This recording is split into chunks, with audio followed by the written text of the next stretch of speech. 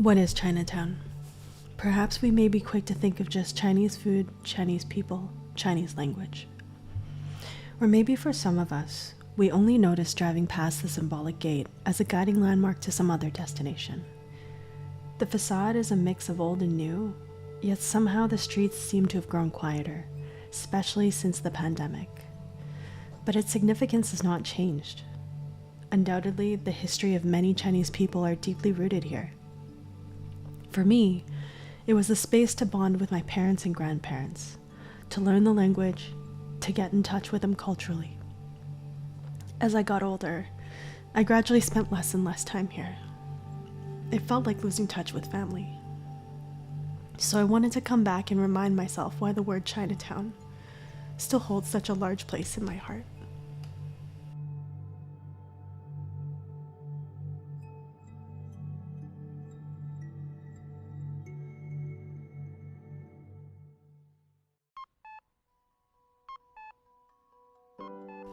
One of my earliest memories was taking the bus from Bonnie Doon to 97th Street.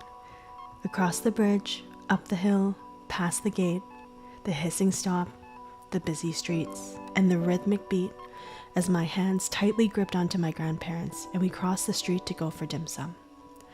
One of the things I miss most now is being able to sit down with older generations of my family and learn their stories, not just in the context of their roles to me, but who they were as individuals.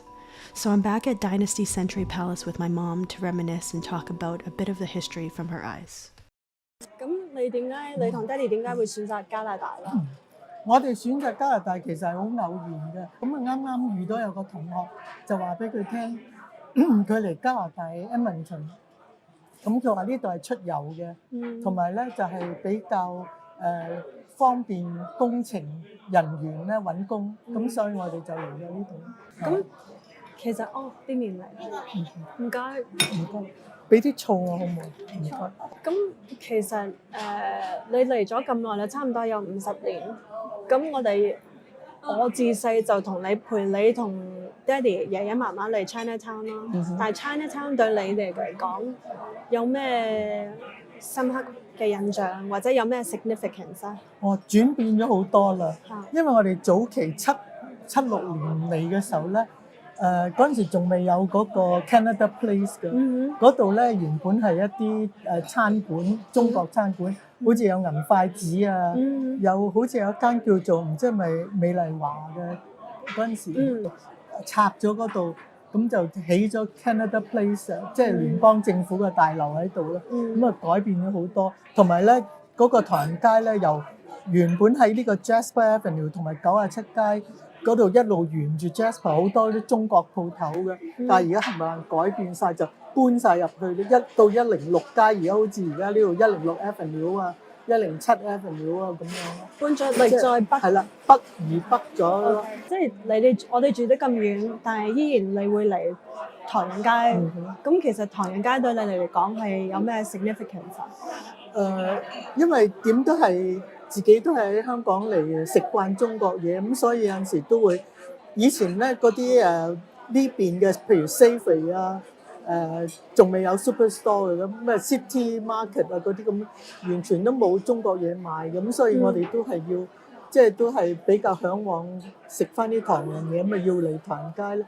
咁同埋後嚟爺爺嫲嫲咧，爹哋嘅媽咪爹哋嚟咗加拿大之後咧，咁佢哋又中意嚟飲茶啊、食飯啊，咁變咗我哋就會嚟唐人街多啲咯。以前呢度富都我哋差唔多，富都差唔多個星期都嚟。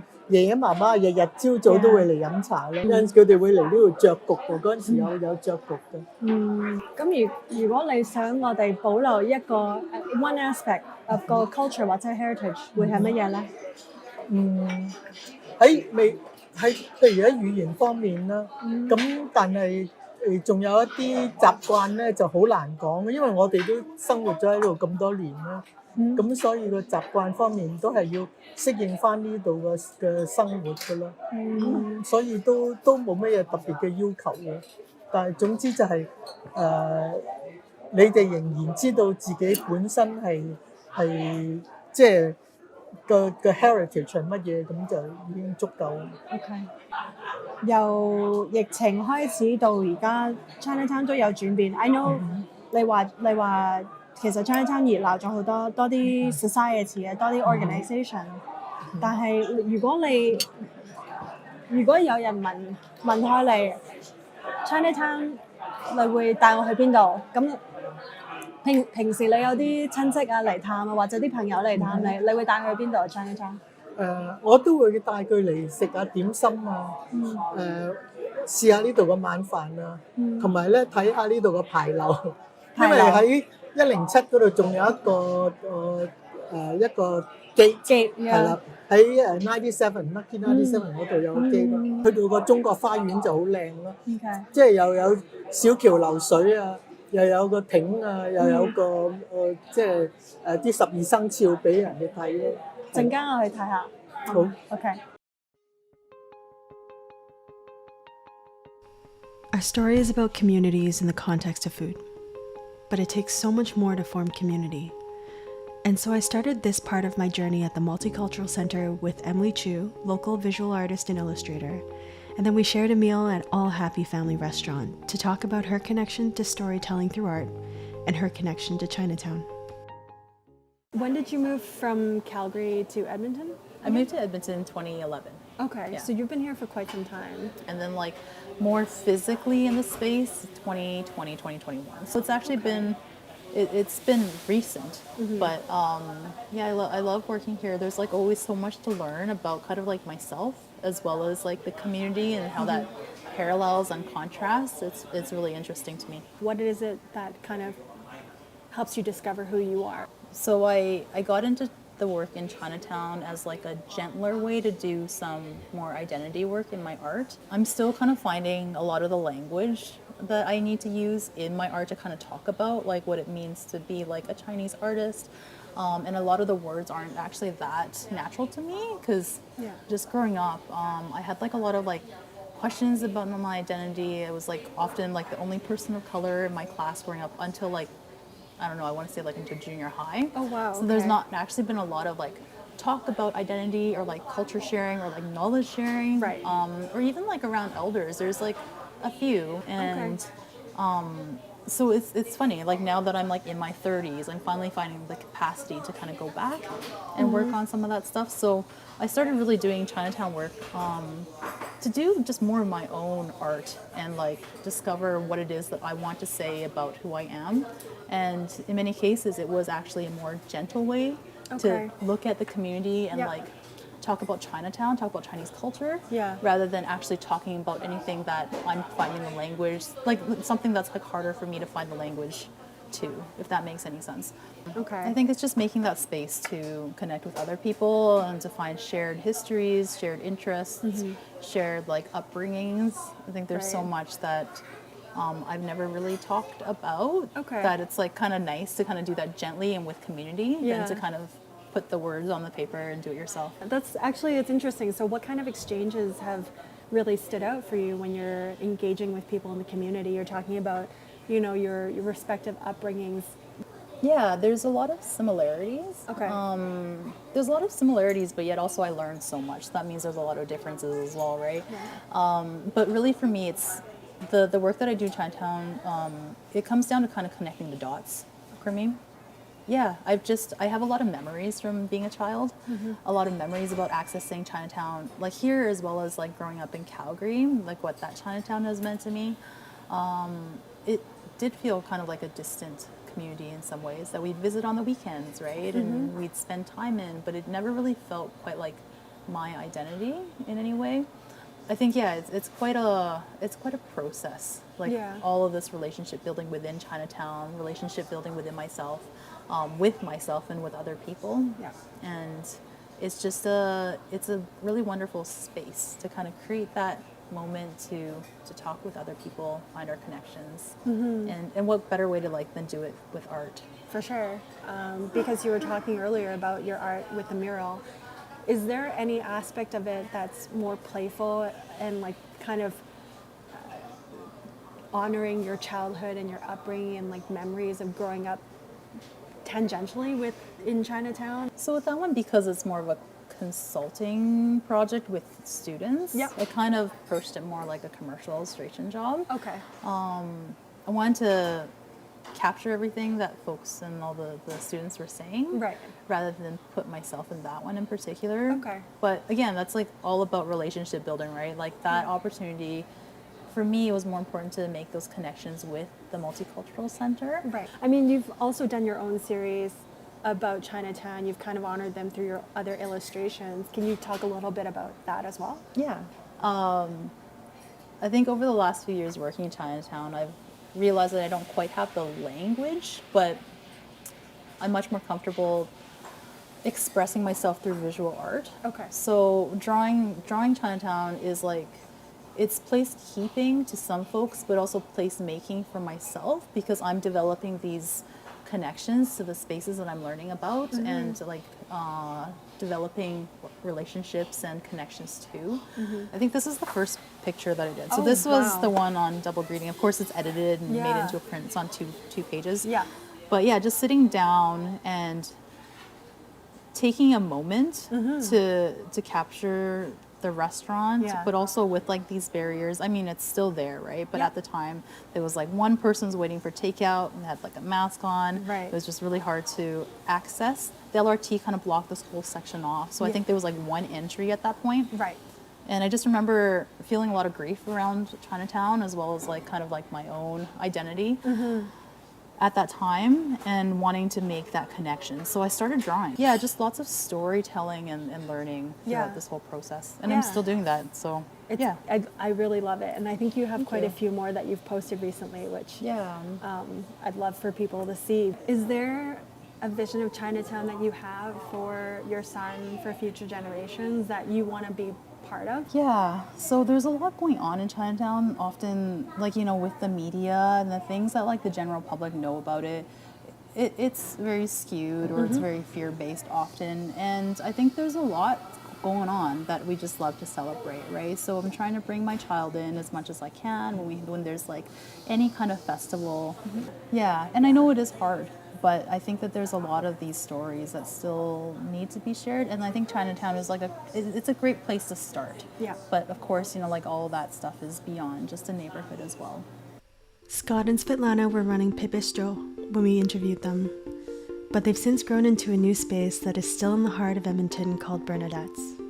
I'm grateful that Scott and Svitlana were able to share their perspective of the area, and that they continue their efforts of community building in Edmonton.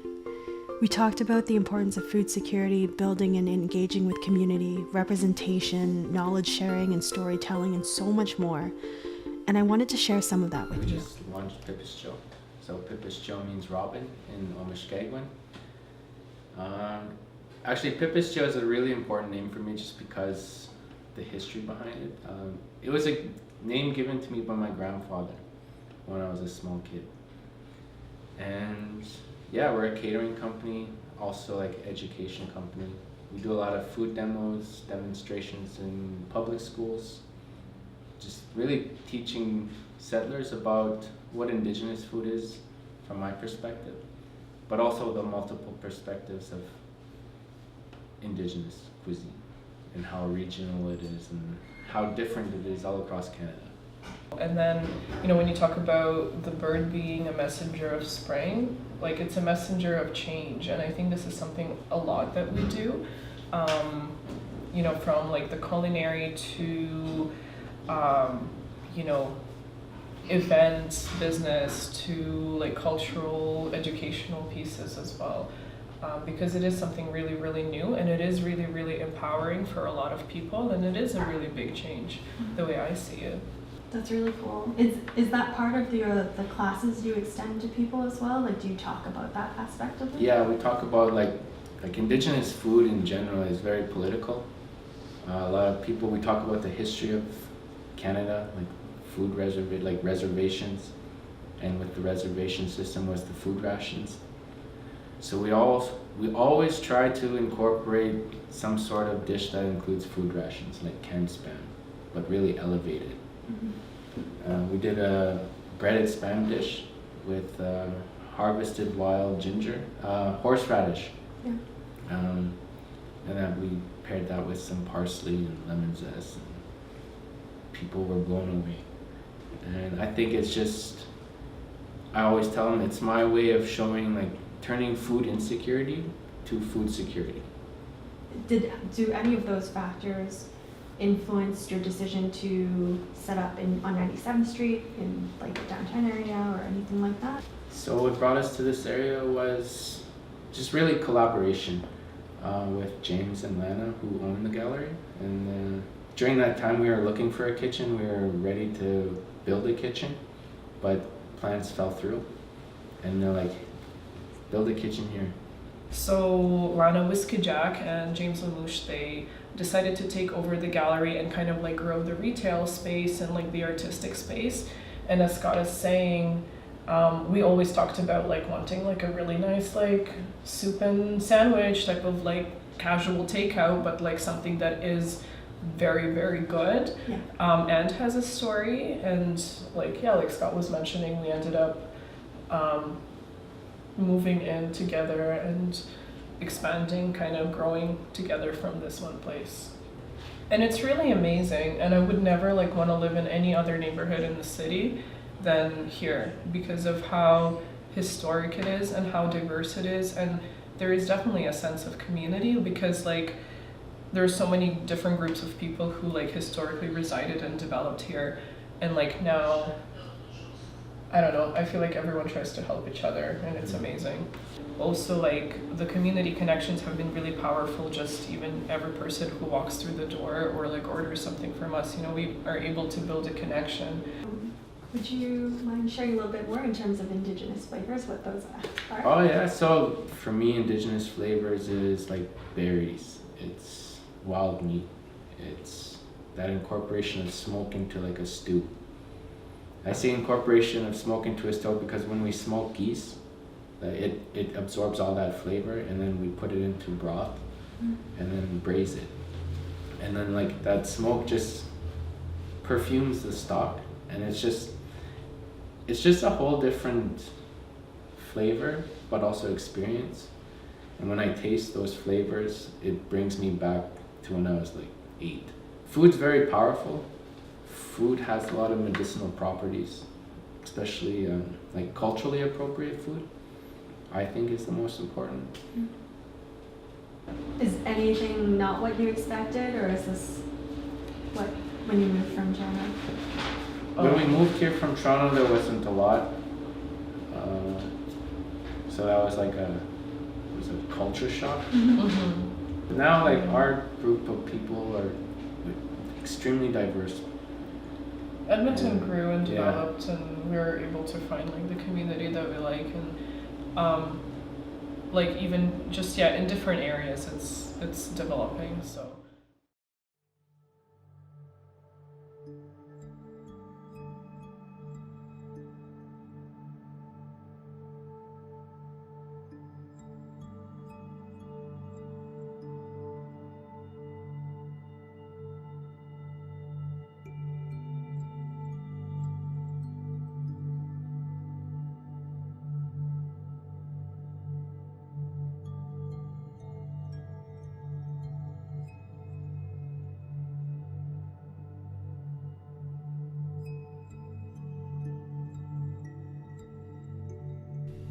The history behind any Chinatown is deeply rooted in the Chinese diaspora. But as I think back to Jess's version of Chinatown and the many versions of Chinatown we've been able to learn from others, I realize that the strength and the richness here extends beyond what we perceive. I'm grateful to know that no matter the version of Chinatown, the commonality we share is a passion to preserve a place that continues to allow people to come together, to share in food and drink, and to build friendships and lasting community.